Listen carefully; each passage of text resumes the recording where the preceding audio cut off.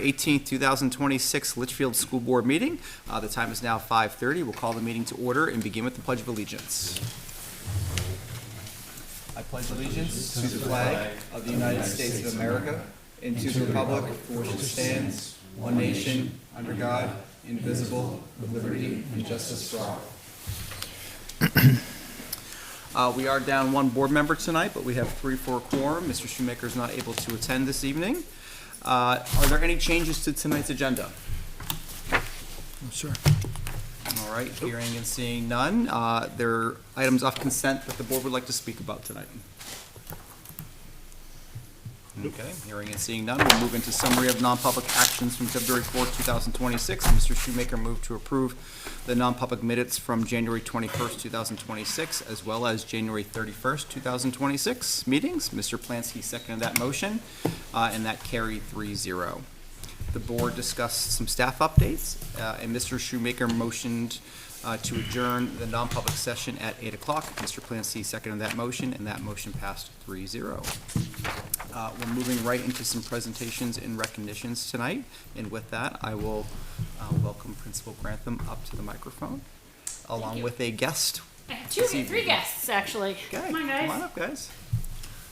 We have Blake and Kieran are going to take a seat at the microphone. Hey, guys. And Welcome. I have with us, for those of you that haven't met Bailey yet, she's kind of infamous. This is our comfort dog, our therapy dog that has started at LMS as of last Friday. She's very popular. And these guys enjoy visiting when they get an opportunity, but she's still a puppy, so she's learning. We're not getting full access quite yet. But you guys want to talk a little bit about what we have going on with our Cool Schools Dip. This was our first year taking on the Winnie Dip Challenge, which is the middle school version of the Polar Plunge. And we started with a team of 0, and we're up to a team of, do you know how many we have? Nope. 29 kids. Wow. And staff. Awesome. We have 4 staff members, 25 students, and with us, Kieran, you know this information. Why is he here? This is Blake. He's our biggest fundraiser. He's raised like $1,300 for the Winnie Dip. Sensational. Wow. Sensational. So Awesome. if you look at the first slide, sorry, Superintendent O'Connell, when you go back, we started with a goal of raising $2,500, which we thought was a pretty modest goal and pretty significant. But we have just, with the support of so many people in Litchfield, so many family members of the students that are jumping and the staff members that are jumping, we're really taken off. Blake, you want to talk a little bit about how you've been successful in fundraising? Yeah, I made a video and I put it out there, like, trying my best to raise money, and I surprisingly got that much. Like, I'm proud of myself. Yeah, you should be. You should, That's absolutely. fantastic. So Blake is actually in 4th place out of all of the fundraisers on the Special Olympics of New Hampshire page, and Litchfield Middle School, for a tiny little town like Litchfield, we are in 3rd place for the whole state. So we're pretty proud of ourselves that we have, on our first go around, actually the Special Olympics have reached out to us and they're going to be coming down to do our registrations because we have such a large team remotely, so we don't have to wait on the March 6th when we head up there on the bus. We're all going to get on the bus and we're going to jump in. And what shirts are we going to wear? LMS merch. LMS merch. LMS merch. All So right. they do costume themes, and because this year is a jungle theme, we're going to go wild with our wild tie-dye. We figure that fits right in with the wild theme. So we're going to have our wild tie-dye, and the kids are going to be adding jungly items to their repertoires. But there's still time to support, so this is just a reminder to everybody out there that all of these students have a page, and Special Olympics has a requirement of setting up a minimum of $200 per dipper. So if you see a dipper on our page that is under that 200 and you're looking for one to support, pick any of those students that are under 200 and really help them cross that threshold so they can dip on the 6th. And they have been practicing their dipping. I don't know if you saw them go. They've been practicing the cold testing right there. So that was very it's cool. good things. You guys are all crazy. I agree. Cool. We love it, right, guys? Yeah, you actually jumping in? Is question. that what this is? Well, the Are we snowbanker's actually pretty jumping in Yeah. to the water? Yeah. Yeah. Comment stands. So if you've never seen what the Winnie Dip is they will knock out some of the ice on Weir's Beach. Actually, we're going to be right by the Margate Hotel. And they will knock out some of the ice, whether they have to cut a hole in the ice for us to jump in, down, or walk in from the beach. The last couple of years, they've been able to walk in from the beach. There's a little parade for costumes. There are awards that are given out for our big fundraisers. And it's just really all to support a great cause, which is Special Olympics of New Hampshire, which we have done a great job with getting teams in place here for that adaptive PE and adaptive basketball. We would love to get a team going at the middle school next year, hopefully, to really support Special Olympics all together. And we just think this is a great cause for the kids of New Hampshire. And for our kids to be able to support such a great cause is pretty amazing. We're proud of them. Do you guys have anything else you want to share? I have a question. What's your question? I don't What know are we? this is. What are we gonna get for lunch? Great question. All I know is there's cookies involved. Okay, that's good. That check. Maybe some hot chocolates. Maybe I would imagine hot chocolate. We're definitely the advice that we have is to wear footwear into the icy waters. They say wear wool socks. It'll be, for those of us that cold plunge on a regular basis. It's supposed to be really good for your health. I even checked with my doctor to see if there was a reason I couldn't. Cunningham was planning. What? She was planning to wear one of those waterproof suits in there, so she's all warm and A toasty. dress. Little venom. Sneaky like that. But No cheating. no cheating.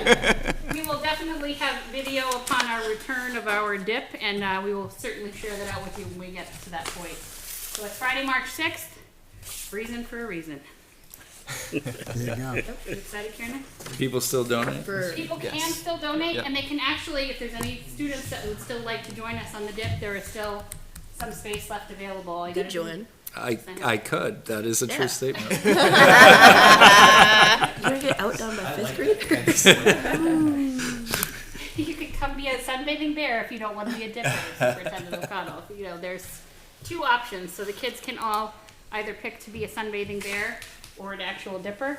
And you can go from a dipper to a bear, but you can't go from a bear to a dipper. So we encourage them all to sign up to be a dipper. They can dip just the toe, they can dip the whole body, they can dip whatever it is, but Special Olympics does have some pretty strict parameters on when the dip goes and doesn't go. For example, last year I think the wind was 50 miles an hour and it was just not safe for people to jump in, so they'll make sure to have their people on staff to make sure we're safe if we do our jump. And if we don't get to jump in there, we have some plans for a remote dip back at LMS. At least we get the cookies. Cookies will be good. All right. I like his motivation. Any questions for our guys here? No, guys, thank you very much for coming No, tonight. awesome. Yeah, and good luck on March 6th. Thank you. Yeah. Great job on the fundraising. Thank you. Fantastic. All right, excellent. That's going to be hard to beat tonight. But we'll turn it over to Danny and Brooke. Welcome. Thank you. What's going on in the schools? So right now at the schools, it's happening throughout the district. Girls basketball just got to Guilford and they're in their first round of playoffs tonight. Boys lost their game last night in prelims. Wrestling has competed in 11 dual meets, and Sam Baker just got his 100th win at the last meet. Wow. And then PAC's season is sadly over because they were 3-11. For Campbell Pass events, so February 10th, the Student Council made a staff drink cart. This is always something that's enjoyed by our staff at Campbell. February 11th was 8th grade parent night. It was really great turnout with 8th grade parents and families, and they were able to really see what Campbell's all about. February 13th, Student Council handed out chocolate covered strawberries to staff and students. This is always a great event that we offer every year, so everybody gets a nice Valentine's Day treat. And then February 19th to 13th, carnations were sold outside the lunchroom for Valentine's Day, and Student Council also sent out a parent form so parents could order carnations for their kids. Again, this is a great fundraising opportunity for the council, and everybody enjoys it. And then on February 13th, Tri-M hosted their first ever coffee house. It was a great success. There was so many great student performers, and the vibes of the night were just really good. What's Triumph? That's the Music Honors Society. Thank you. And then some events that are happening right now at Campbell is our Winter Carnival. We've had a Spirit Week all week, and then on Friday we're going to have a big pep rally. And then obviously next week is February break, and we're all looking forward to it. And then in March, I think late March, FBLA is going to their state leadership conference where speakers will come in, and then you can either choose to take a test or do like a presentation, and then it's all to try to like win points basically. And then that's like, there's so many workshops, so it's just like a really good opportunity if you're looking to go into business. For Campbell's future events, on March 2nd, prom ticket sales will start outside the lunchroom. I know everybody's definitely excited for prom to be coming up. March 10th is... It's May, but you gotta sell tickets in advance. Yeah, they sell tickets very early. March 10th is voting day, so there will be no school. March 14th is our senior spring social that Campbell High School is hosting for the first ever time from a national grant that the Student Council has been working with. Can you explain it's seniors, like not seniors in high school? Yes, senior citizens, so 55 and older, just to clarify for that. It's like a great event since especially like our town doesn't offer a senior center. We're just trying to give back to those in our community. So March 14th. And then March 18th is the CHS Career Fair Day, and that will be hosted there. And then March 30th is the React Movie Night in the CHS Auditorium. And then over at the middle school, they're having a pep rally on Friday, and it's Winter Olympics theme. And then they're also having a Spirit Week this week, and they're gearing up for their second annual Wellness Day on this Friday as well. And then, like Bailey over there, she made her grand entrance at LMS on Friday. At Griffin Memorial, so Winterfest that they just recently had was a great success, and a huge thank you goes to all the people who contributed. Mrs. Beach's class currently has the most gold medals in the GMS Olympics. Musician Steve Blunt will be visiting this Friday to perform for 3rd grade, and the spring picture will be March 11th. And that is all we have for you guys. Okay, lots of excitement. Yeah, within the a lot schools. of happenings. I do have to log one complaint with you guys. The SAU called in on the trivia challenge one day. I feel like our call was purposely ignored. Answer for all 3 questions. Hanging up on so many different people. The first call we got, it was like that one, hang up, hang up, hang up, hang up. I just wanted noted we were trying to participate On as Friday, well. we're doing them on Friday too, so be ready. We'll be ready. You're sensitive to this, I can tell. We were ready. We were ready to pounce. You want the Chick-fil-A? We want the Chick-fil-A. All right, well, thank you very much for the updates, appreciate it. And thank you for coming back. Yeah, of course. Yeah. Thank you. All right, so shifting gears into community comment tonight. This is our first of 2 community comments. Welcome, Mr. Oblinus. Just name and address, please. I did get your email, and I will Thank you. attempt to honor as you suggest. These are simply just copies of the attachments I sent out earlier. Is it possible to have this displayed as I talked about to the folks at home as I'm speaking? You can try it out. Yeah, give me a second. That would be appreciated. And as you can see, the print on this is quite small, so yes, it is. Let me get my glasses out here. So, if everybody's ready, I'll just begin then. All right. Oh, come back here. What I want to talk about is essentially the test scores, the proficiency levels of our school district, and this is I watched last week, last school district when the curriculum director presented some evaluation. And one of the things I have yet to see is where are we going with this and what should we have as our target? So one of the things I said is, okay, where are we now? What does it mean and where should we be? So what I put together here is just a simple little analysis and a comparison. And as you see, Litchfield has a proficiency rating in English of 58, in math 41, and 32 in science. The state level is 55 for English, and 42 for math, and 38. So with the exception of English, we're below the state level. I don't think there's any debate that that's unacceptable levels of proficiency. And so one of the things I did is, what is a particular level that we should consider for striving toward? So the superintendent has mentioned Bedford and Wyndham in a number of cases and made comparisons. So I said, well, I'll just look at those 2. So if we look at the proficiency levels for Bedford and Wyndham, they're at 79 versus our 58 for English, and 79, 74.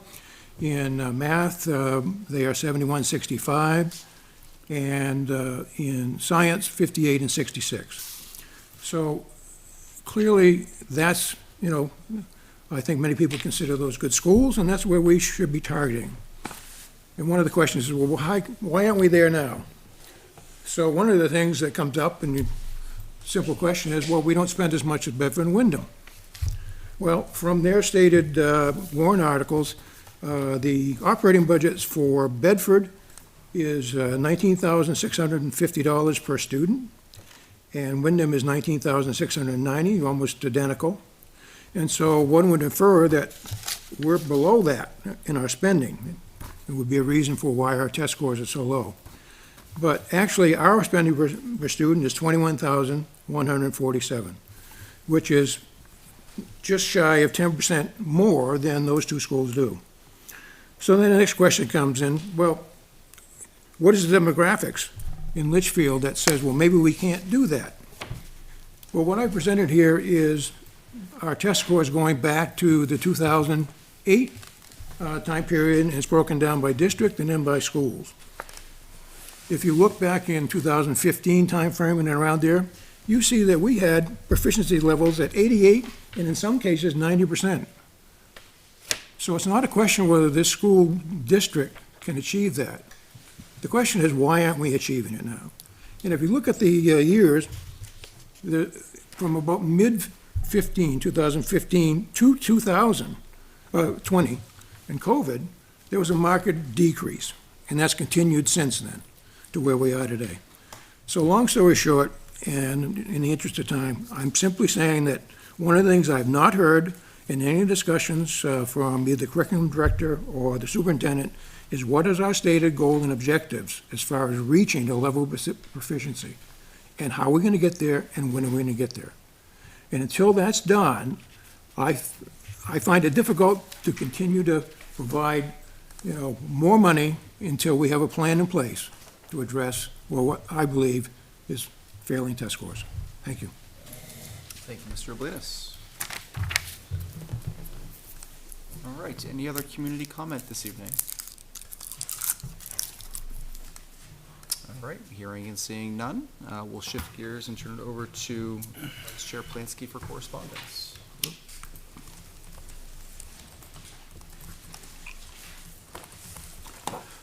Pretty light week, light 2-week period. On February 4th, we received the meeting minutes from Jan Sullivan from the, it was actually, I think, the 6th, but for the 2-4 meeting. On 2/11, we had a 403B manifest payroll from Ann Innamarati. Another manifest from Ann on the 12th, credit card manifest, the 13th. 2 accounts payable manifests, and then also on the 13th, Friday the 13th, we got the meeting agenda for this meeting, and then to just today, the document from Mr. Oblinus this afternoon around 2:30. Excellent, and that That's was it. shared for inclusion in the minutes as well. That was it. All right, thank you, Mr. Plansky. All right, we'll turn it over to general business, and I'd like to invite Mr. Peoples up. Thank you. Thank you. I'm gonna make this short and sweet. Matter of fact, I'm just coming back from Concord right now. We have another full day tomorrow in the session. So, we have got all kinds of motion going on in education funding right now, as well as education policy and administration. I seen your friend Jeff today as well. We had a nice little chat. Some of the things we're doing will help answer Mr. Oblinus's comparisons, because right now there is not a good cost comparison between districts. One of the bills that we have is House Bill 1121, and that defines all the elements that are going to be in the MS-25, so it can be broken out so that it can be defined, so you can take this district and compare it to this district to that district, and it'll be apples to apples instead of apples and oranges and nuts and whatever else. Because every local, as you know, local control, we all add money into the pot, and we have different programs, whether it's music, band, football, whatever. There's all kinds of additional programs that are up and above what is considered adequate education. So, and of course, as you also know, through all the lawsuits we've had, adequate education is a swag at anybody's guess these days. So we're actually working on defining that very tightly. Those bills are going before the House tomorrow. I expect they're going to pass. Of course, I can't predict the future, but that would be my assessment at this point. So that'll give us a good definition to start working from when we're talking about education and education costs. And some of that is at the request of the Department of Education, the Commissioner of Ed. Caitlin Davis wants us to try to tighten up the terms so that we're all talking the same language. We have a bill that is coming up tomorrow that will increase some of the funding for special education. So if that passes, that'll be a nice little boost to our special education budgets. We have a bill that's going tomorrow that is a bill to close the gap between feeding students that hit on special education that hit 21, 21 to the 22 to the end of the school year for that. So I expect that's going to pass.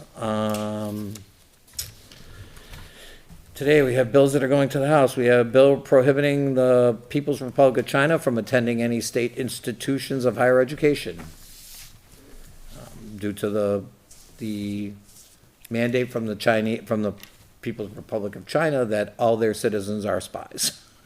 If they're mandated by law to spy if they're out of the country. Okay. We had a bill relative to the information on tax rate and tax information on warrant articles. So they're revising some of that to make that a little clearer. We have a bill that's going tomorrow, establishing a committee to study private businesses providing special education services and issues relevant to local school district reimbursement. And basically, that's this proliferation of consulting firms and stuff like that have opened up to provide services for the special education market, such as paras, outside of what we can hire, because it's costing the state more money than if we were employing them directly. So there's a study committee being formed for that. Relative to education financing, there was a bill, I think, that got ITL'd, which would have let us borrow money into the future to put ourselves in debt for education. There was another bill, there was a House resolution, H.R. 40, urging the legislature to adequately fund public education. That was ITL today. What is ITL? Inexpedient to legislate. I thought I explained that that's okay? I may have remembered it, but the people who are watching right now may not have. ITL is inexpedient to legislate, which is basically death. Okay. OTP and OTPA. Ought to pass, I Ought to understand. pass, and ought to pass with amendment. And IS, which is what you don't want any of your bills to get, which is interim study, which means it's going over there in the dustbin. Let's see, House Resolution 19, encouraging state colleges and universities to invite more conservative speakers in an effort to balance the output of information at the public colleges.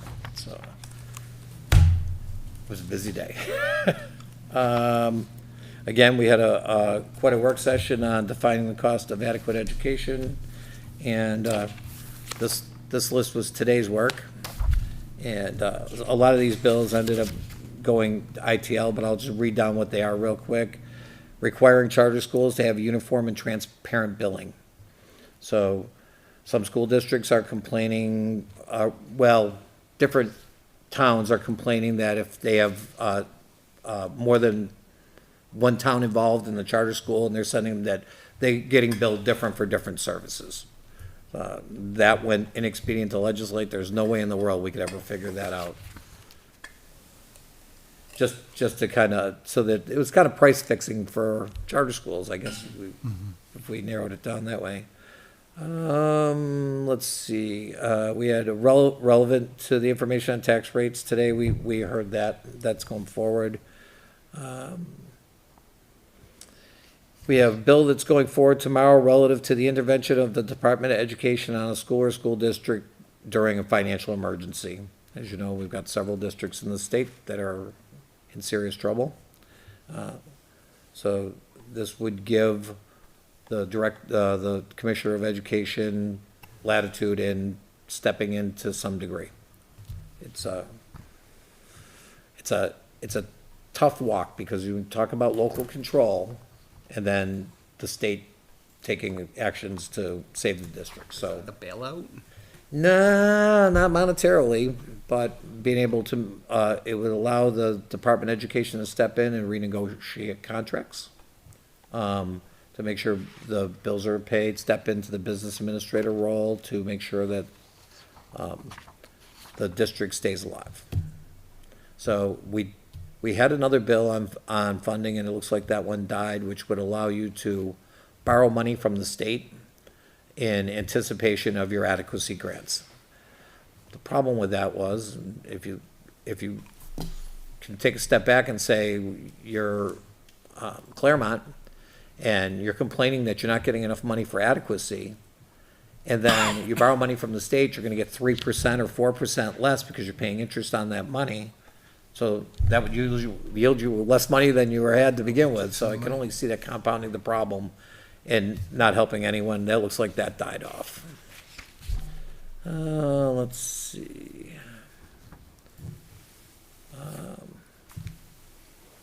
A question, if I may, and it's jumping back to something you mentioned earlier. Absolutely. On the special education funding, it sounds like you expected that to pass. I do. So are we across as a district what that means for us? I would assume. I was gonna say, with this bill, I'm not sure exactly what that's going to mean, to be honest.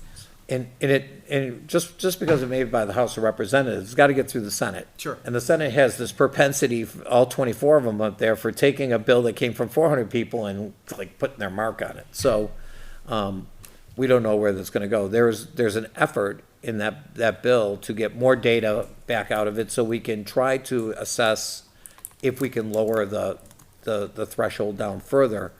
We just have no idea what it's going to cost the state. Department of Education doesn't, DRA doesn't, no one has a clue. So we're taking a little bit of a leap of faith on this to lower the threshold and kind of see how it plays out. I mean, in theory, I think if the bill operates how I'm assuming it's written, is by lowering that threshold, like there's two thresholds you get, like a four times back, up to 4 times back of certain expenses and up to 10 times back of certain expenses. So by lowering that, the higher threshold is the 10% and the lower one is the 4. Right. So if you're changing those thresholds, you're gonna reap more back in those particular areas and stuff like that.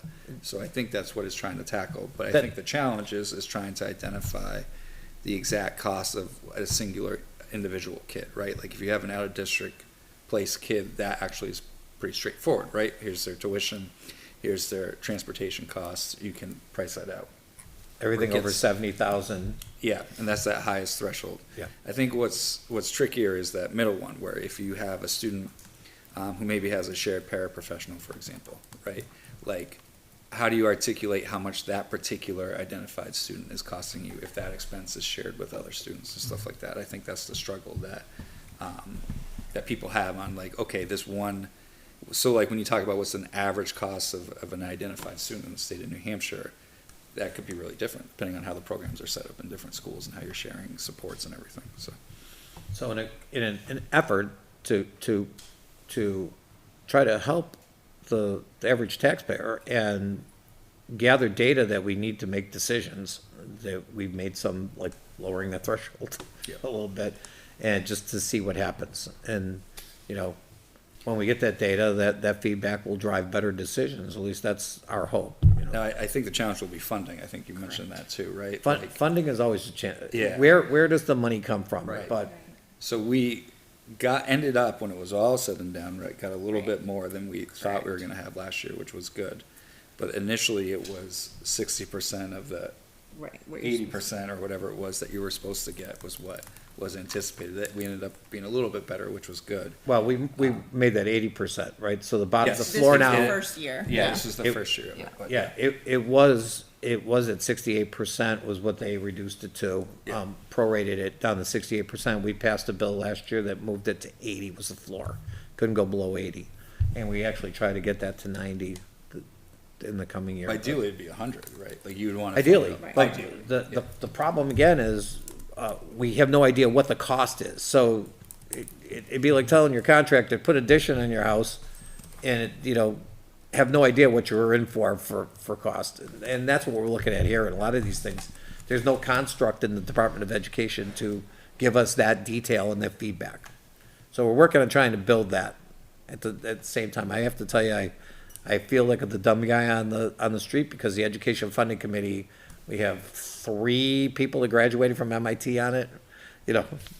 We have a lot of smart brains arguing over simple stuff. And in the end, the only way we're going to solve it is a bipartisan solution that we all agree on, to meet the court's restraints, on what adequacy looks like and try to still limit the impact of the state. I mean, we just can't write a blank check.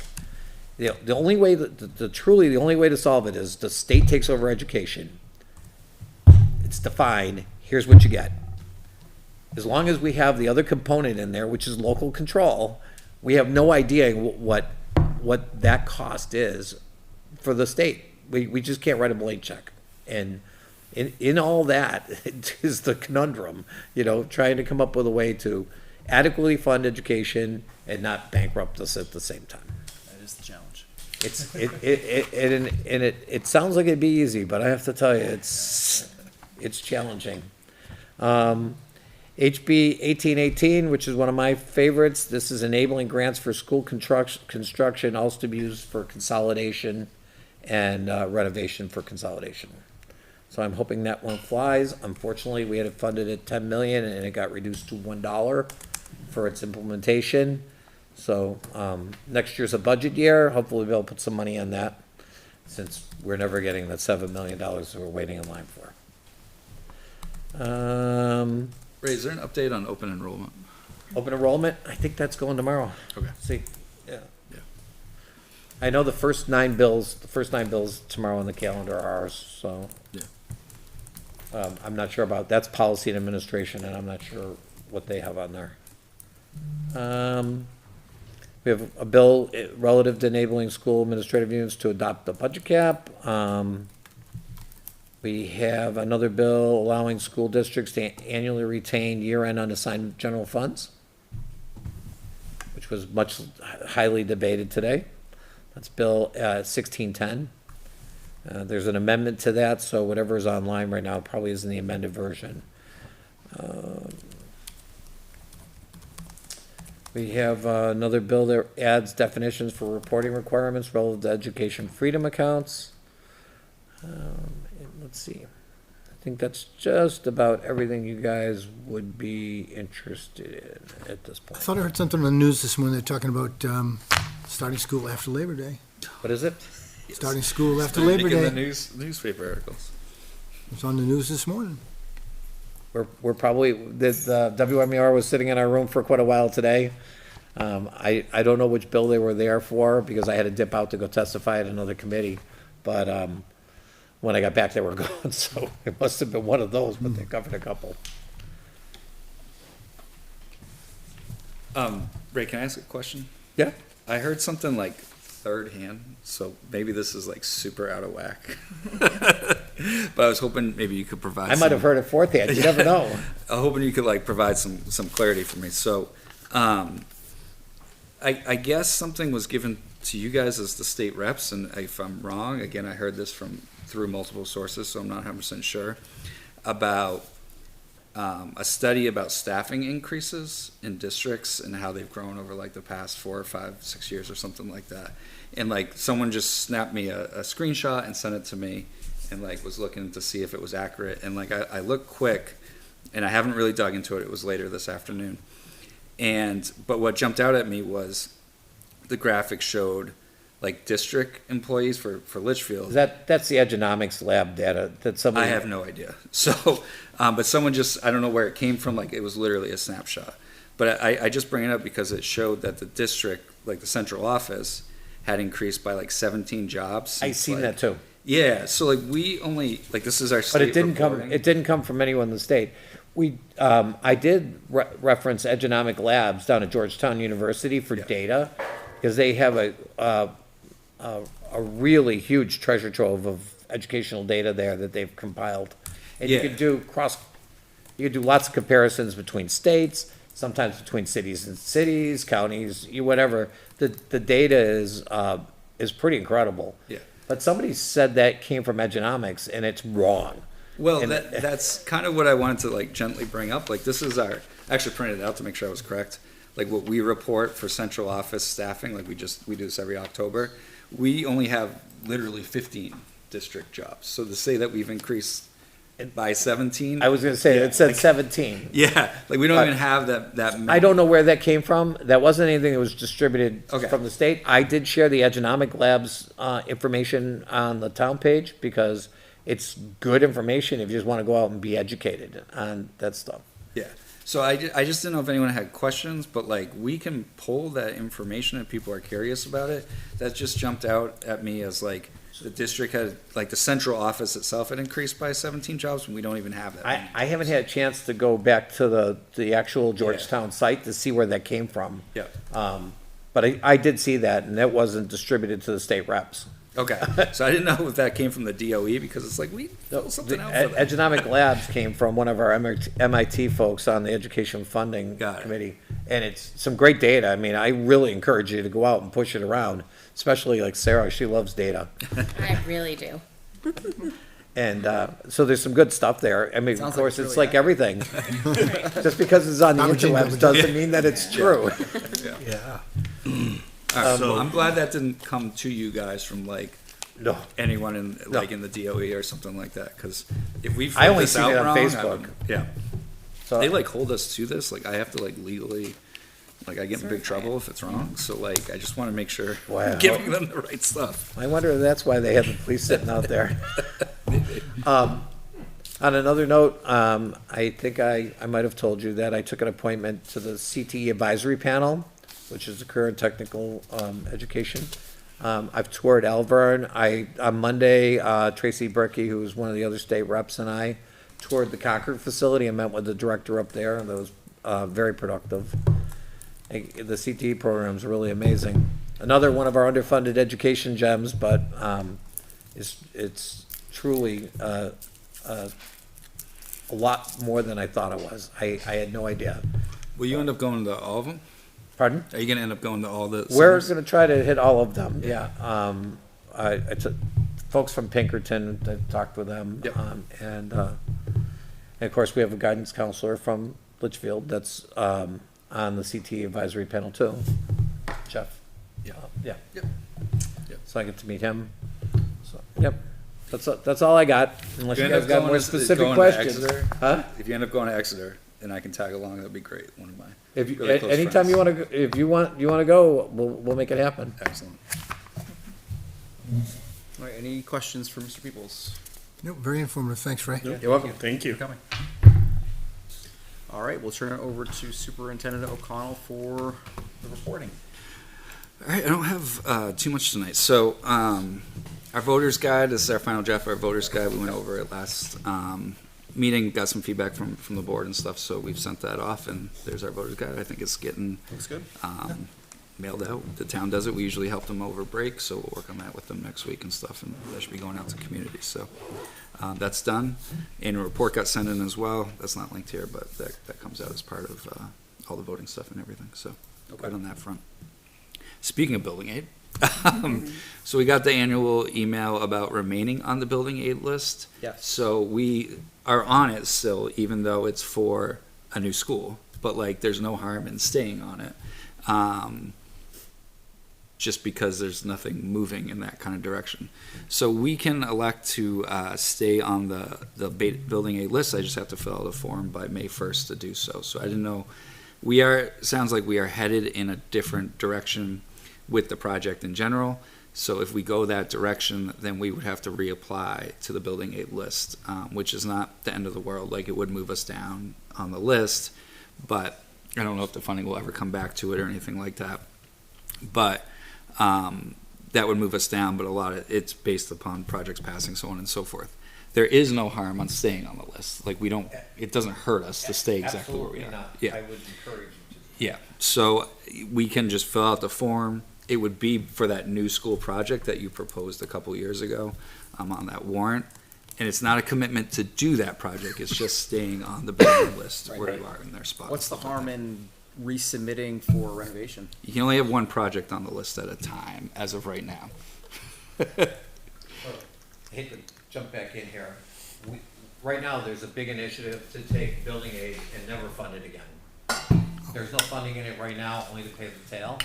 And I doubt that there's gonna be any more building aid in that as it exists today because of the declining enrollments, which are significant across the state. What we are trying to do is to change how it's delivered, and make it needs-based, so no longer you have to do this convoluted jumping jacks and, push-ups to get on the list and be here, and if you change anything, you drop off. We're trying to push it back to a needs-based assessment like it used to be. If you're the person with the most need, you're gonna get the money. So, I wouldn't not stay on the list, but I can tell you that it's gonna change. Yeah, I would agree, because there's no harm in staying on it, right? Like, if next school year comes around and we've decided to, like, as we plan to do that renovation project, there may or may not be an update from legislative on what's going on with building aid, right? And then we can adjust as need be from there. At that point, if we were to go forward with the project as it is, then we would lose that slot. And building aid, we could reapply. Again, I don't know if it's ever gonna be there again, but like, you could go through the process and kind of redo it. But there's no harm right now just staying on the list as we are. We did it last year. We filled out the form, stayed on the list, and we can fill out the same form, update it with an additional year of numbers and go from there. Okay. So- Do you need a motion for that? Yes, that would be great. I'll make a motion to continue staying on the building aid list and to advise the superintendent, or to instruct the superintendent to fill out that form and submit it. I'll second. Motion by myself, second by Mr. Plansky. Additional discussion? Nope. All those in favor, please say aye. Aye. Opposed? Abstained? 3-0. Awesome, thank you. Thank you.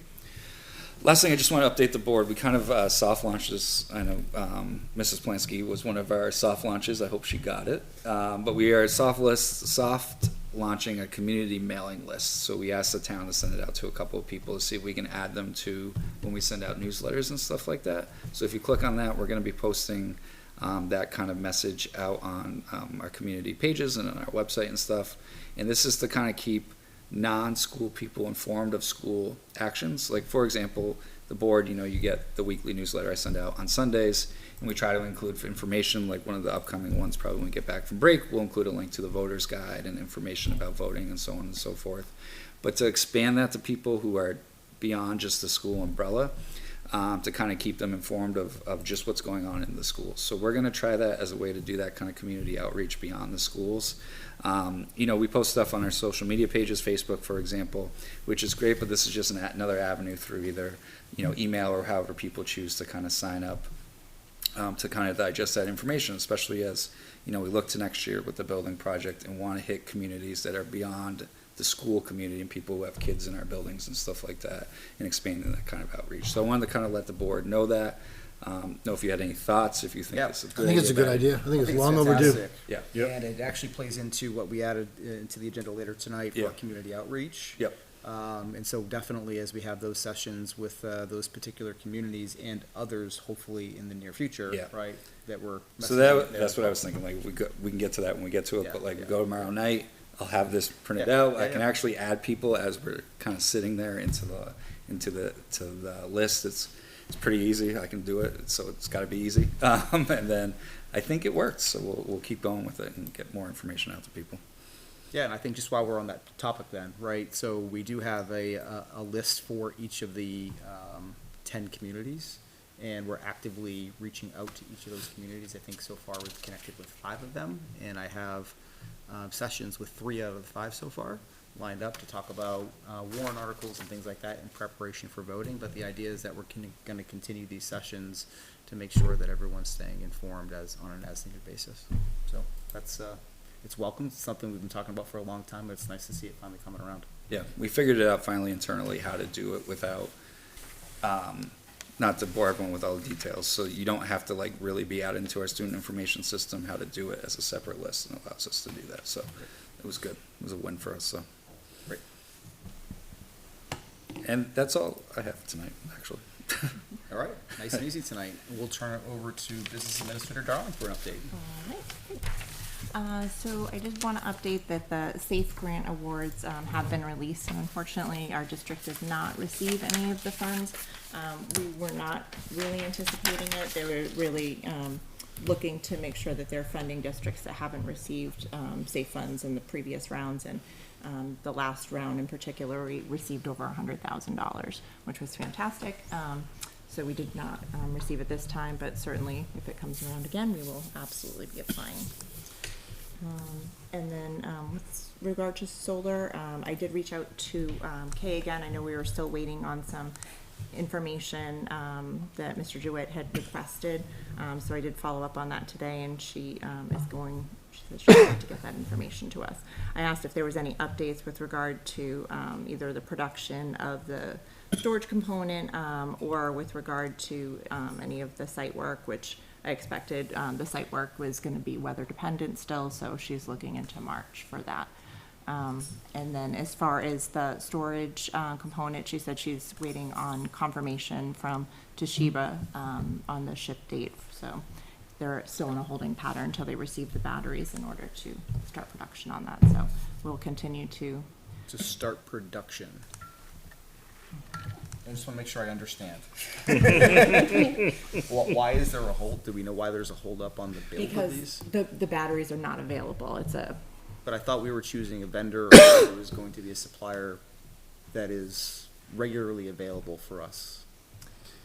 Toshiba is the option that has the most product, but apparently not available still. So I just want to make sure we're not now waiting for something to continue to be built that doesn't exist. So the battery racks are coming from Toshiba. They're going to wherever Kay's facility is, and then they're going to assemble the whole container with the disconnect and the wiring and all the sensors and widgets there. So the batteries, I'm sure, are, because she selected I mean, we buy the batteries over at BAE for some of our projects. So you can buy the battery modules. It's the assembly component of the actual container and rack. That's what they haven't started on yet. Okay. I'd like some type of confirmation that this is going to be done. Once again, I'm not feeling the confidence, right? And that's part of my issue here, right? And I know it's not a reflection on you and your diligence and follow up. I just want to make sure that Dynamic Grid is on point here to complete this job. absolutely. And certainly if we need to revisit things with. I'm ready. I know Let you me are. do. Let me go. Then we'll do that. Okay. That's all I have. All right. Thank you very much for the update. Any questions? See, Brian, when you're ready, I'll go with you. You're just, be ready. Yeah, I mean, I think it's, we're now on year 3, right? Yeah. So it's time. Yeah. All right, turning it over to Dr. Taylor for a curriculum update, please. All right. So, this past Tuesday, we had our vertical alignment meeting with music and art. And Brian, do you want to put the graphic? Did you up? make this? I did. Holy Well, cow. Jem and I made it. So I thought because so we've met. October was math, and then November we took a break because November is hard to do a lot of different things with the short month. So December was then phys ed and health and facts, And then January was ELA. And then we, like I just said, on this past Tuesday, we did music and art vertical alignment. This was the second round for each of those content areas. So with our kind of playing with AI and dipping our toes into that, I made this roadmap to discuss with ELA instead of just kind of boringly talking about, oh, what did we do last year and where are we going? And I thought I would show everybody this because it's kind of each content area has a similar kind of map, and I do have one for each of the different content areas that we've done so far. But it just goes to show where we started last year since I came on board to what we're planning for future stops. So if you're following along the road, we started in 2024 with our scope and sequence mapping, kind of getting together in a room. What are we doing and how is it aligning K to 12? Because it was the first time the teachers had been in a room together, K to 12, in a really, really long time. So they really weren't quite sure what was happening in each of the buildings. So it was a really powerful time for them to capture what's happening in these content areas in those different grade levels. Then for ELA specifically, we look at Common Core. For math, we look at Common Core. For music and art, we look at the National Core Art Standards. We do SHAPE standards for phys ed and health. So each content area has their own set of standards that we look at, and we break down into knowledge and skills, learning targets, and then prereqs. And then we continued down. There was some more work done with that, with the standards breakdown in the summer, and then in some PLCs.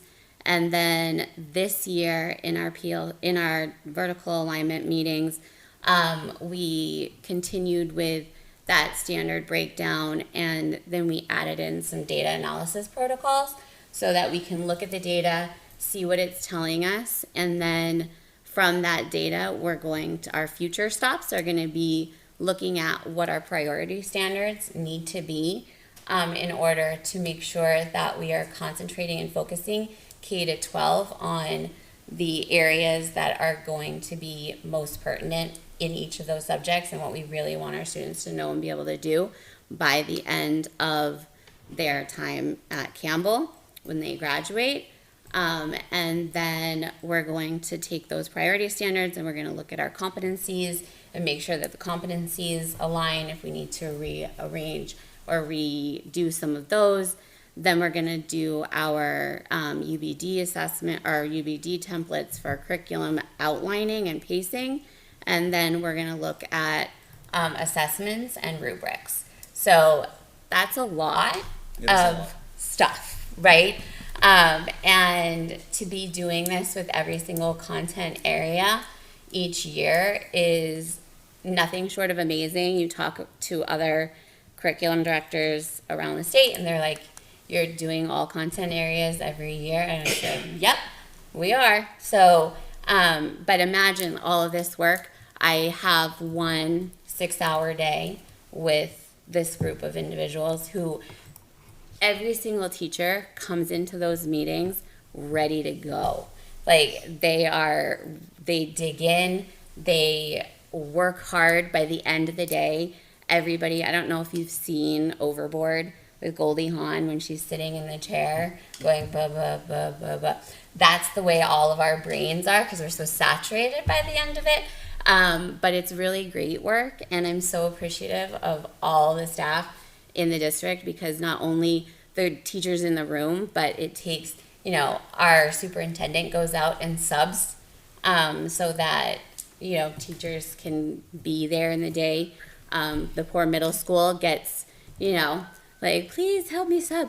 But it's just, the sub will always take them. right? So it's a powerful opportunity that we need to just keep that trajectory going and knowing that there are goals in mind, and it's aligned with, I've talked about our CIA goals since I got here, being data-driven instruction, targeted intervention, and then vertical alignment and cohesive instruction. So those are things that we've been focusing on and really digging in on. And we do have more of these conversations in PLCs monthly, especially talking about data. We do that a lot at the middle school, and we are starting to dig in, starting tomorrow, more at GMS, because we've been doing new programming there. So, but things are in a really great forward momentum. So I'm excited to see where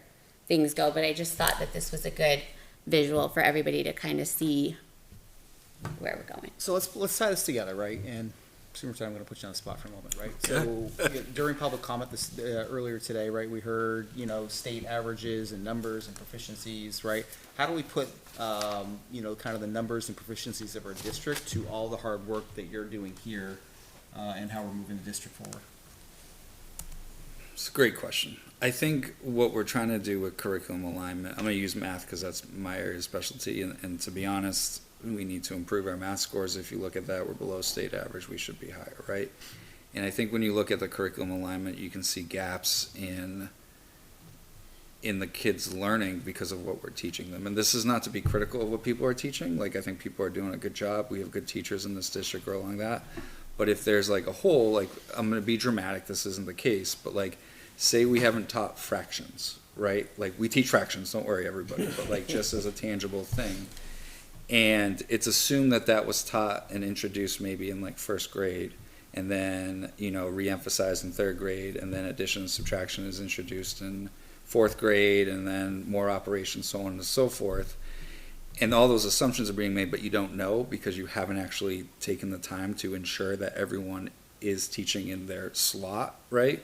Then you can produce holes. And I think one of the powerful things, when I can remember math last year when we walked in, and right away I was like, well, there's the hole, right? Like, it was like we're missing some skill acquisition in fifth grade. And I don't mean to be critical of that, but it was clear as they're going from fourth to fifth, there was a disconnect on what some of the skills that they should be acquiring at that time.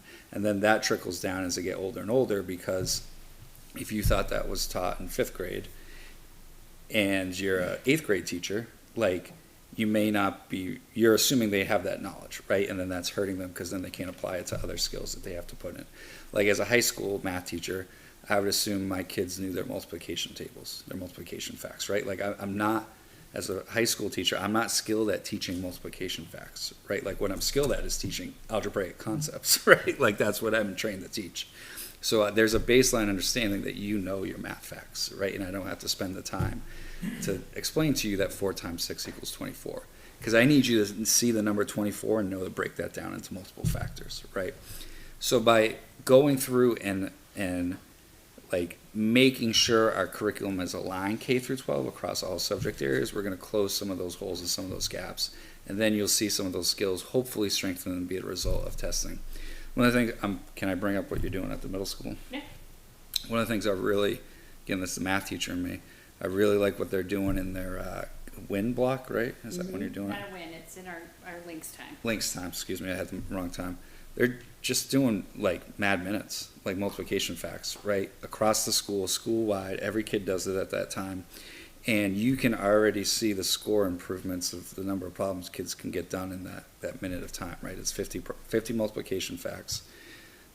Some of the first days were pretty rough when you looked at their ability to kind of to do that. Yeah. And look, it's not fun. Like, I can't imagine the kids are sitting there like loving it, right? Like doing There are 9 Jolly minutes. Ranchers and Mints involved, so there is some love to it. Can I jump in on that really quick? Well, just to finish that point then, yes, Yeah. please do jump in. But, you know, you can already see after probably 2 weeks of doing that, like how they're becoming faster and faster. Now, maybe some of that is memorization, right? Maybe, but I'm not as worried about that. Like, get those skills done. Get those multiplication facts done so you can just have that rapid recall. So when you're learning Algebra 1 and you need to apply algebraic concepts, you're not wasting brain energy. What is 4 times 6, right? Like, you just know, and you can go from there. Right, and that's kind of what I've been, so last board meeting, we kind of talked about how there's kind of these pendulum swings, for lack of a better word. And it happened in reading where you went to whole language and it was just assumed that students would just pick up a book and start reading it. They would just get it if they sat there for long enough. But if you put me in front of a Japanese text, I'm not going to get it, Right. no matter how long, unless you teach me the code. Same thing goes with numeracy, right? Like, we have to build student numeracy and automaticity. Just like in UFly, they have slides for K2 students that they have to look at the slide, say what the grapheme, which is the letter, with the sound, right? And it has to be automatic, 2 seconds. We need to do the same thing with numeracy, and that kind of was taken away, and it became more, let's think abstractly about the concept, the conceptualization of math and all of that kind of stuff, instead of, and it was, no, you can't do skill and drill mad minutes. Like, that's not good for kids anymore. Well, it is. We need to build automaticity so that we are not using our working memory desk space in trying to figure out 4 times 3. We can then apply it to more complex equations, right? Like, so I talked about that a little bit last board meeting too. So, but that's actually coming back. There is now new law in the Ed 306 minimum standard rules, K to 5, you have to have math fluency in your programming, which includes these automatic, but we need to get math facts down. There's nothing wrong with flashcards. There's nothing wrong with mad minutes, right? Like, we need to have that balance where we are actually teaching explicitly and making sure that we are getting kids to be that automatic so that they can build from there in complexity. So that's kind of our goals in doing this kind of work. And then when we're looking at our data and responding to, okay, so we're looking at where the gaps are, and then where are we performing lower in each of the domains in math? What clusters are we not hitting? Let's look at where our instructional shifts can happen to really make sure we're going deep and getting those kids' skills built, so that again we're not building foundation, like building on a popsicle stick foundation. So let's just take this a step back, right? Because I want to make sure we address some of the comments that were made earlier too, right? So a couple of years ago, the board did not have the transparency into the data that we were asking for, period, right? We didn't. We recognized that there were changes necessary within the district. We couldn't make those changes without the data, right? So we have a new administration team in place. We have our director of curriculum sitting at the table with us, so we're focusing on curriculum at every meeting. This didn't happen 2 years ago. This didn't happen Legacy Litchfield School Board, right? This is a concentrated effort by the board to focus on curriculum, and thanks to Dr. Taylor and the administration for talking about this, making it top of mind at every board meeting and trying to improve. One of the things that came about relatively quickly as a part of this process was we absolutely did have a disconnect, notably in 5th grade, right? And we've made some structural changes to address that. But in order to see that in the numbers, it takes time to trickle through until the next testing. Do you want to talk a little bit about that? So yeah, you have to look at, like I talked about last board meeting, you need to look at your test scores vertically for your instruction, right? Like, how is your instruction impacting students? Because that's the end of the year. So if we're just talking SAS and nothing else, because that's the data that is available publicly, right? Except for data that I've presented on iReady and all of that. But let's just focus on SAS. So if we're looking at SAS, then that's your end of the year snapshot. So you look year over year.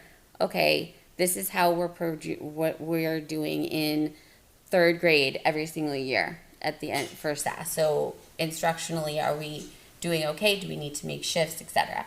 Then you need to follow the cohort, right? So they start taking the SAS in 3rd grade. And then for ELA and math, they take it every single year. So then you look on the diagonal, right? How are they progressing through, which is where we saw a big transition issue from 4th to 5th grade. So how can we address that gap? We're seeing that it gets picked up. The gap starts closing as they get to 8th grade. However, we still have a gap. So we need to figure out how do we help that transition and bridge that, right? So there's a lot of conversations that have been going on, and we've been, bringing the data to the board and talking about all of the things that we're seeing, and having monthly PLC meetings at every single school with me also never happened before, and now it is, right? So there's a lot of things going on that we're addressing. Thank you. I think too, the COVID, COVID's not an excuse, is what I'm gonna say, but like, COVID did affect learning for kids, right? 100%. And I think when you look at kids in 3rd and 4th grade right now, my daughter's in 3rd, I know on the board here, we got kids in 3rd and 4th here, right? That cohort of kids are now the first kids who are back in school without ever having to deal with COVID, right? And maybe it's 1 year, maybe it's an outlier, but if you look at our current 4th graders who were 3rd graders last year, they did an awesome job on the SAS, Yep. right? Like they came back, I think the ELA score was in the 70s, I forget what the math was off the top of my head, but like, Yeah, they 3rd seem- grade was in. Yeah. Right. So like I think we're gonna start seeing the cohort of kids who never had to go to school in COVID environments, right? So like they're gonna, I can see it with my own daughter. I have a daughter in 3rd and I have a nephew in 5th. And from like a social and learning standpoint, they're 2 kids, like so maybe it's just a super small sample size. But the difference between their approaches to school are like radically different, right? Like they're kind of equal in like their academics and in their performances. And my nephew's an awesome kid, like it's nothing against that. But his first 2 years of school were in COVID, and like that was a tough way to start public education for him, right? Where my kid in 3rd grade never had to wear a mask, right? Like she's just been able to go to school normal, right? And I think you see that from a social dynamic and then a learning aspect and everything from part of that. So I'm very curious how this cohort goes. I think we've seen, these 2 are seniors right here in front of us right now, Brooke and Danny. We've seen the maturity of kids return at the high school level. As we've gotten further and further away from COVID, they've caught up in that type of stuff, and we're seeing them act as seniors, like how pre-COVID seniors acted, before that. So we're seeing that catch up, and like from behaviors and focus and all those type of things. But it's been a shift. It's been time. It takes time to get back there. So I'm hoping like from that standpoint, we've turned a corner, and like we're gonna see kids who didn't have to deal with all those shenanigans that was part of it, and that helps some of this as well. But So just to close this one out, right, and to make it real, or try to make it as real as possible, is there an expectation that next year or the year after, right, we are seeing a measurable improvement in our scores? We should be seeing improvement in the scores. I just want to put in a caveat though, systems change takes time, right? And when I have 6 hours one time a year to meet with a whole group of teachers, and I do try to put summer things together, but people are busy. They have things going on this summer. We can't say you have to come to work over the summer, right? Because we have other things going on. But it does take time. And this curriculum alignment piece is going to be a huge factor in making sure that we are getting those test scores up. But we have also put in modular assessment practice too, so that students are getting used to the question types in the platform. So we are expecting to see growth for sure. And it's not going to be something that I'll be sitting here next year, well, we didn't really grow, but it's okay. That's not our answer to any of it. We're looking at the data, we're looking at the real data, and we are trying to make change to make it better. yeah, and I think culture is a big part of that. Ms. Mitchinson's not here this evening. I actually think she's going to come next meeting to talk about this, about changing, testing culture. Especially, she's specifically going to talk about the high school, right? Like, and getting kids to buy in on why that test is critical, right? Like, it's very critical for us, the district. It's how we're measured on like success and stuff like that. But if you're a student, you may not be able to understand that, right? Like, I think kids who are college bound understand the importance of the SAT, but if they're not, they may not focus. So what are some ways that we can get kids to understand why the practice of taking a high stakes test is important regardless of what your future is, right? Like, if you're going through a certification program, chances are there's going to be a high stakes test some point part of that. So having that practice as part of bringing back midterms and finals this year at the high school, right, those incremental steps to kind of help with those things. So, couple things. You're doing an amazing job. You're doing a classic gap analysis, proactive data management, and reacting to the data. Everyday stuff that we do within the manufacturing world. So, very classic. It's great to see. It's great to see the roadmap. I just had a 9-hour meeting today to discuss this for a team in Manassas. So, glad to see it. The other thing that it is that, Andrew, to answer your question, I don't think we're going to see a 20% jump next year. I don't expect to. Right? But what we should start seeing is your 1%, half percent, averages are going to start coming back up out of a dip. To kind of address the public comment that was said earlier is we see the fall in COVID and it kind of sustained.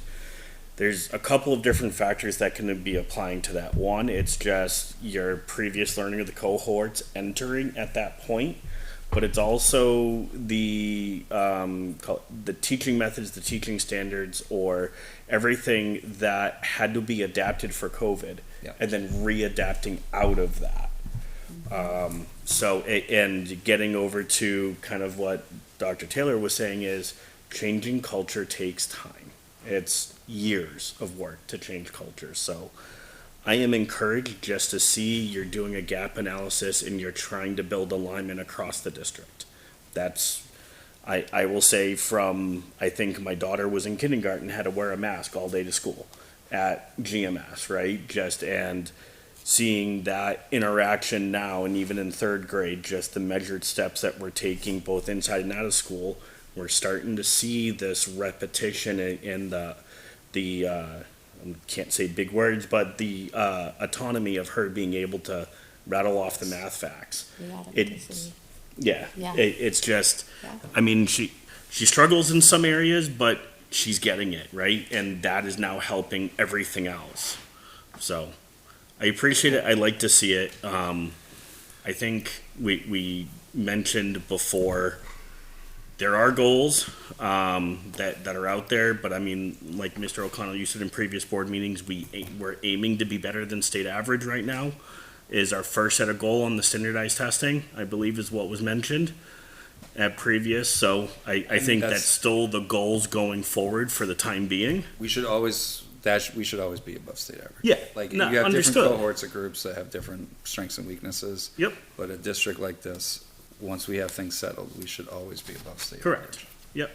We should be closer to where Bedford and Wyndham are. Yeah. No, Should be the target. Right. I'm going for the first immediate goal, right? That's pie. That's, I can't say pie in the sky. That is the end state, right? We should be close to them, but first bite at the apple should be we want to hit state average or better once we solidify where we're at. Okay. Thank you for that. Yep, absolutely. And there's another Yeah, agenda just item? one other thing, because, so the grading and reporting committee changed to the Learning Outcomes Task Force last year. And, we've met several times and we were doing a few different things, and, we've come to realize that people are really kind of saturated with all the other things that are happening, such as all the things that we just talked about. So we are pausing the Learning Outcomes Task Force for right now, so that the concentrated efforts could be on that other work, and we're not trying to push more out and onto people, if that makes sense. And then once things have kind of settled, then we'll pick it up again. What's the momentum loss by doing that, though? Not much, because we didn't really get much traction in terms of, like, we were trying to do focusing on assessment and depth of knowledge and that kind of thing, and we were pushing some things out, and we got some, but not a lot, not enough, because there's been so much other momentum in all these other areas that it was almost viewed like negatively, of like, oh, here's this other thing that this task force is pushing out. You know, so we had to kind of narrow.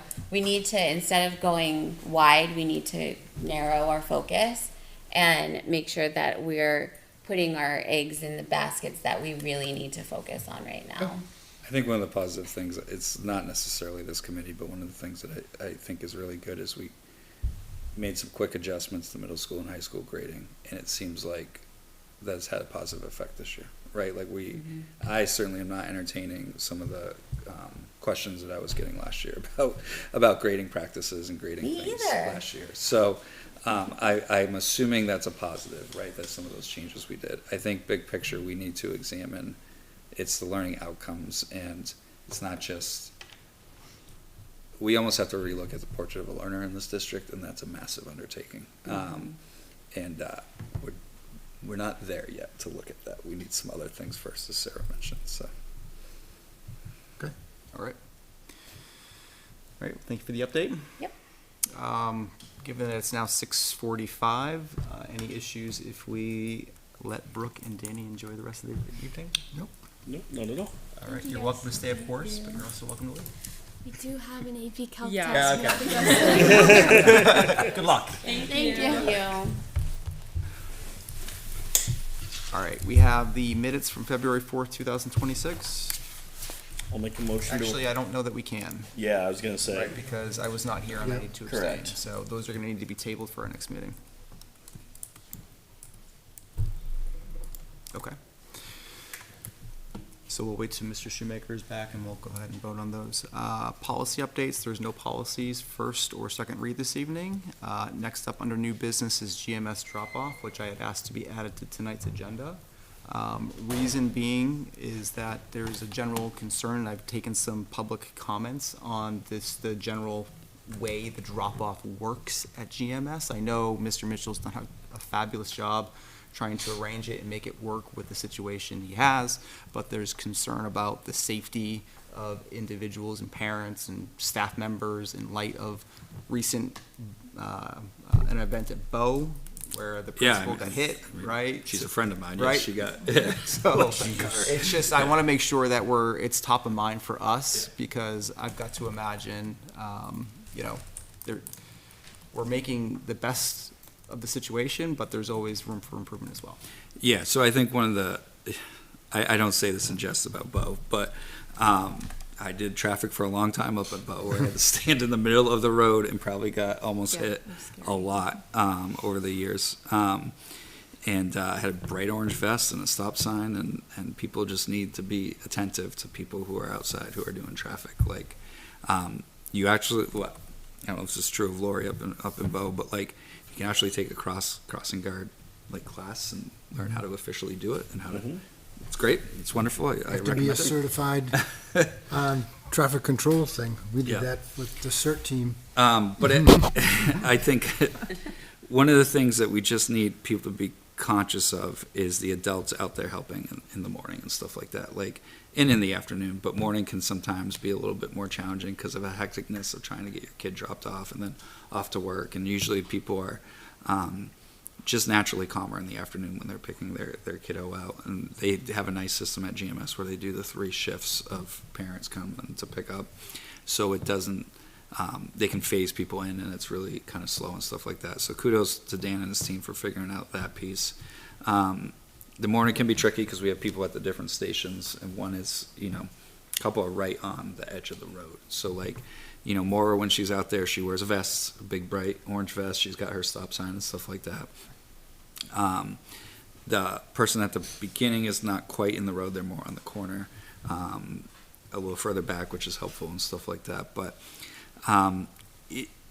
obviously, in a perfect world, a longer drop. The Bow issue, if anyone's familiar, the elementary and middle school share a parking lot.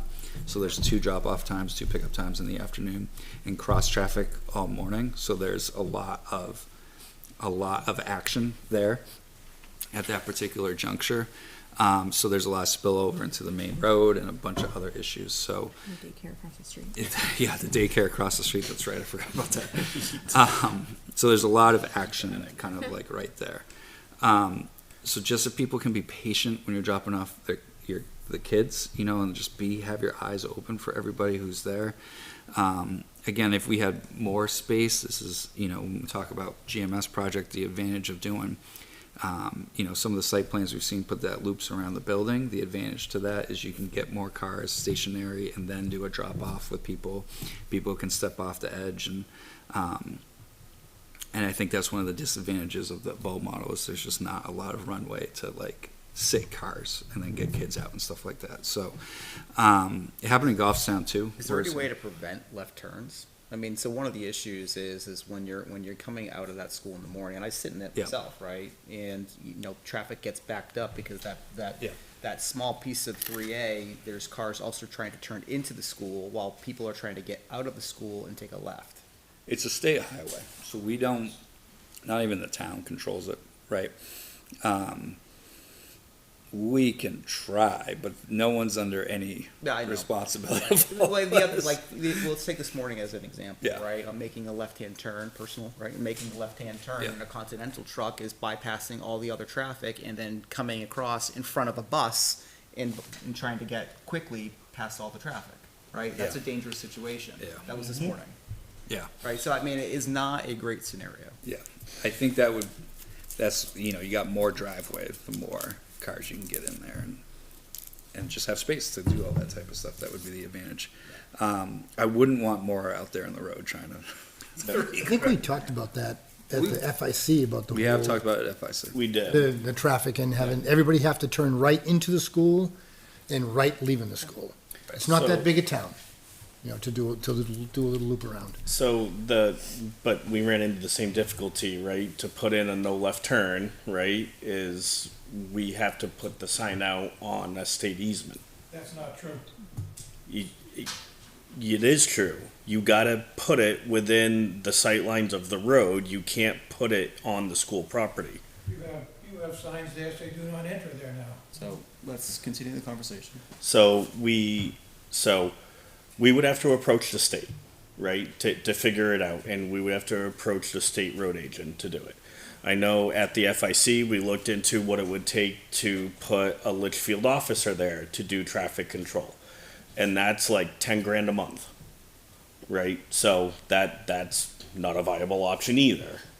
So I think to try to do that, right, even with the new site plans in the driveway, is we would probably have to approach the road agent for the state to look at 3A. All right, well, I mean, anyway, thanks for entertaining the conversation, right? I just Yep. wanted to highlight, make sure that we're talking about it and making sure that we're continuing to think about safety for everyone. Yep. Staff and parents and students alike. The Bow principal is all right, if anyone's curious. I had text her. We all thought it would be the high school principal hit first, so that was the betting pool, so we were surprised that she hit first because of the way traffic is, so, yeah. No, she's in good spirits. Glad she's okay. Mrs. All right. Plansky did get the So it worked. email, and she did sign up for the Yeah. list. So. Yeah, so it's working. We're good. All right, so we talked about community outreach already, right? So we have 3 upcoming meetings with communities 55 plus. We have actually a meeting tomorrow at Arbor Circle. And then post-school vacation, we have a couple of meetings, one at Stage Crossing, one at Gilcrest Farms. And then we're continuing to get these scheduled as we're able. So is that you? It's who's? It's myself as well as Chairman Burnell. Okay. Going to be Yep. joining. The idea is that these are going to be about an hour long, right? They're going to be kind of hopefully short in duration, but to the point. Yep. So people just have time to digest what we're presenting. I believe the superintendent's going to be joining at least Yeah. for one or some of these. Yep, I'm gonna try to join you for all of them Okay. and stuff, as long as my schedule permits and Yep, stuff. that's and go from completely there. up to you. So, So, we'll see what the turnout is. I don't Yep. know what we're going to have for turnout, but, as long as there's people that have questions, we want to be able to answer those questions. Awesome. No, that's great. All right, excellent. Moving into old business, we have enrollment. So enrollment, pretty steady from where we were last meeting, so nothing's really changed. Chair, I know you weren't here last meeting, but the high school number is because kids graduated early. That's why there's the drop there and stuff like that. So, positive thing there. Kindergarten restoration, we already have 50, so that's good. We're a little ahead of where we were last year, which we need to be, because we need a bigger number than where we were last year. So hopefully those continue to kind of roll in as kind of the weeks. We just started that about 2 weeks ago, taking registrations and stuff, Okay. so. It hopefully was that 40 continues. last week, right? Yeah. The last so meeting? We gained about 10, so we're getting there on that. And that's enrollment. It's enrollment. Okay, great. And there's a GMS update? Yeah, so we don't want to forget about GMS. My hope is at the next meeting, reminded Harriman today, that I would like a schedule for the spring of our different action steps that we want to take as the spring and the summer rolls out for groups. I want to get that for FIC as well, just so we can stay on top of the project. We feel good about the bond stuff. That's all, like, with the bond council and everything like that. But we know both Harriman and Harvey are busy right now. They're finishing up projects, going to vote, in the first couple weeks of March there. But not to forget about us, and make sure we can roll out that schedule for everybody so we can stay on point. I think part of why we want to get this community mailing list and some of those things out, the nice thing about community outreach is hitting those in the community that aren't attached to schools, so they can get questions to us in advance about the project, right? If you have especially if you have a kid in elementary at Griffin, you're probably well aware of the project, I hope, at this point. But if you don't, then you probably aren't. So how do we continue to get people aware so they can come to community forums, give us questions, and we can get those answers for people as we go through the process and stuff, so. Yeah, I think having the timeline is key, right? And making sure that we're working back and thinking about the end state and giving the budget committee and the community enough time to understand, to be able to answer questions or ask questions, us being able to answer questions. Yep. Like ideally, we have this wrapped up in the October, That'd be great. early November timeframe, That'd be right? great. So we're going into our budget cycle Yeah. with already a planned warrant that we can start talking about and socializing. Yeah, I think we want at least the number we're working with as we go do our budget, obviously, because the things are linked together, right? Like, if we're putting a project on, like, we want to be conscious of that as we're developing our own budget and make sure we're responsible as we do that as well, so. All right, excellent. Thank you for that update. All right, we have manifests this evening. So the manifests that the board has signed, and all of them have 3 signatures, is accounts payable for $118,595.60. Another accounts payable for $211,416.59. We have a payroll manifest of $409,551.49. We have a 403B of $8,633.33, and we have a credit card manifest for $12,975.98. And with that, that brings us to our second community input this evening.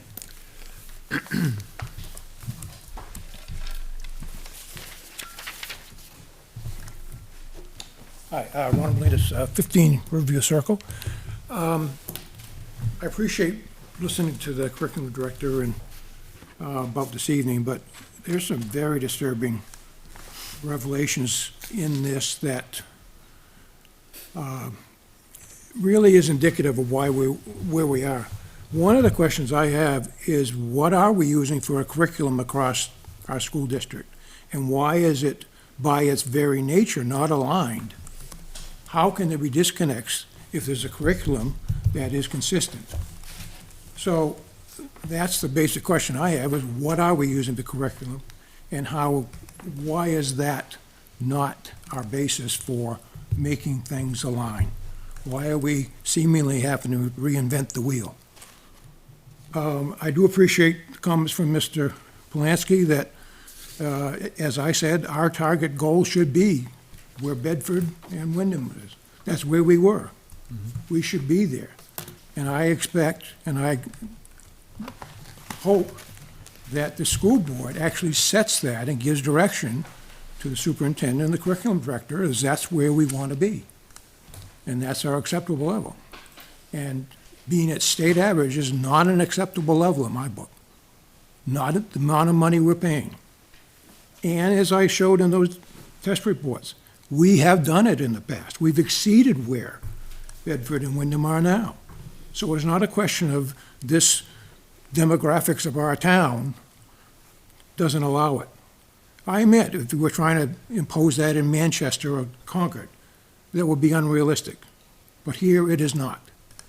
And so, while I do appreciate some of the discussion, I expect more details, quicker, and with some specificity on when it's going to start to see and how we're going to get there. Thank you. Thank you very much. Any other community comment this evening? Stepping back to the citizenry here in Litchfield, Ray Peoples, 205 Charles Bancroft Highway. I would just like to add that the three-ring circus that I have to navigate from my house by GMS every day is just short of a miracle when I'm on the other side of the school. You have people and if you're dropping off kids there, then you know that we have people on the other side of the double yellow line, passing cars that are waiting in line.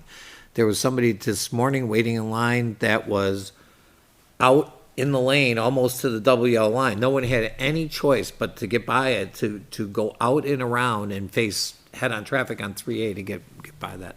So it really needs some attention. I would urge this board to contact DOT District 5 and have them come down and assess that. I mean, there's got to be something we can do, but DOT District 5 is the ones that handle that part of the road. So, Thank you. and if I can be any help at the state level, maybe putting some pressure on whoever needs that pressure after you guys get a hold of DOT District 5, I'll be happy to help with that. Even if we could get something where they would allow us to do that right-hand only during a certain time. They do it on the other end of 3A in Hudson. Yeah. There's a street Yep. you can't go I mean, into. it's a school. Can we expand it to put in a turning lane? Well, so that's, I actually just, so Mr. Peoples, I actually just emailed you asking who do I have to go talk to go knock on their door. So, I did it 32 seconds ago. So a lot of it is, can we do a turning lane, right? Even if we do a no left turn, we go down and it's a right turn turning lane in the breakdown lane that's there, right? Something like that, just to open up that passing lane. That's insane. So the highways by the state are all They done know on the money. 10-year plan. Yeah. So first you need to do traffic studies, we get Nashua Regional Planning involved, we do. Yeah, PCU. The writer that comes here from Nashua, we do pay them fees. You'd have to have a traffic study done, then it's gotta go to the state, then it goes before the transportation committee. It is a long and arduous process. Chief Iverson, when he was here, used to go down there every morning and direct traffic. I'm not suggesting that the current chief would wanna do that, but I think if you do get a hold of District 5, maybe they can help us with some signage, or even relining that piece of the highway just a little bit to make it clear for where people need to be. Well, yeah, that's, yep. It's difficult, and like I said, I go by there every morning when I'm headed up to Concord, and I like to leave earlier than when that starts. Right. Because, someone's gonna get hurt, there's no doubt about it. Yeah. Could we increase bus ridership, though? I mean, how many, I mean, that's the other thing, right? Right. Everyone just take the bus. take the bus? I said that at an FIC meeting, people were horrified. I said, what if you just made everybody take the bus? Yeah. We try. And if you don't, you charge them $500 if they're gonna drive their kid to school. Serious. All right. We have schoolwork comments this evening. I had a chance to look at all the presentations from the group last week. Very smart kids for Yeah. so young. Sort of embarrassing for me. Like, there's no way I could do that. The websites that they produced, right, are pretty amazing for that age. So it was really cool. It is. Yeah. Excellent. We have February vacation coming up. Much needed. Can I add a little more context on cost per pupil? Yes. I would love to get us to where Bedford and Wyndham are from an assessment standpoint. I think that's a wonderful goal and expectation. I don't have to get into it. Those are two districts very partial to my heart, personally. But our cost per pupil we do have to think about sizes of districts, right? Like Wyndham and Bedford, I'm using sports as the analogy here. they're considered Division I schools in the state of New Hampshire, right? We're considered Division III school, and Ray, you actually spoke of this, of trying to get apples to apples comparisons, and this would be very helpful. in There this is no metric conversation. in the state that lines up. Yeah, and that would be helpful, because sometimes we get guilty being a smaller district that it just costs us more per people. If you look at schools that are classified as Division III for athletics, we are the lowest cost per pupil of all of those schools, of 20 other schools, right? Like, and I think we do an efficient job and a responsible job when it comes to spending in this district. I mean, if you're following the news of the other districts, like, our budget's up 0.12, and that's awesome compared to where other districts are right now. You know, Bow I left is up 6. Dunbarton, which is a small town apart, that's over 10, right? Wyndham, we're up 3 or 4%. I forget what it was when I was at deliberative. But when you compare us to districts of our size, I think we're doing a good job fiscally when it comes to cost per pupil. And there is a little bit of difference when you're doing size and comparing us to the Wyndhams and the Bedfords of the world. Throw in Goff Sounds and other Division I districts as well, you know. Where I think we're doing a very efficient job considering how the size of our district and stuff like that. And I just think that if you guys get to state level can work on something that helps articulate that would be wonderful, because sometimes I feel a little against it being a smaller district when we look at these numbers and stuff like that. And I will tell you that, and I've said that before here, that the big push is on data, so we know what we're doing, right, make intelligent decisions. Accountability, so that we're delivering the right product to our constituents and our parents and the children of the state. And trying to align all these diverse metrics in some fashion that makes some sense to somebody. Because I have to tell you, everything I've seen, it's crazy. Welcome to the world of tiered metrics. Just out of curiosity, trying to go back, what is our district size in comparison to Hudson? Is Hudson larger, smaller? Hudson's much larger. Okay. Yeah. Like, it would be considered one of those Division I schools in athletics, right? And I just use that as a quick barometer. It's based on high school size, right? Like, it's not an end all be all, but there's 4 groups. They're pretty evenly distributed, you know, like, it's a quick indicator of size of districts. So is there anybody in our division that is similar population, similar demographic?